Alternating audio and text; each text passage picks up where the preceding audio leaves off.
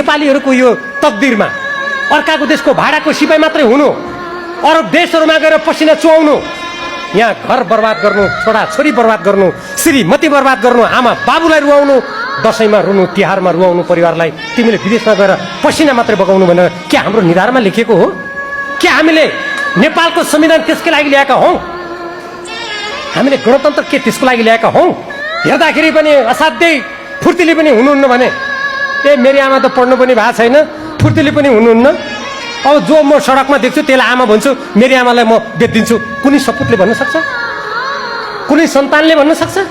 नेपालमा हाम्रो धन कम छ, हामीसँग प्रविधि कम छ भनेर हाम्रा नदीनाला बेचिदिने, पश्चिम सेती र सेती छ, शेरबहादुर देउवाले घोषणा गरेर भारतलाई जिम्मा लगाइदिनु भयो, माथिल्लो कर्णाली जियामार कम्पनीलाई जिम्मा लगाइदिनु भयो, अरुण चौथो भारतलाई जिम्मा लगाइदिनु भयो। हामीले हाम्रै देशमा पसिना बगाउनु पर्छ।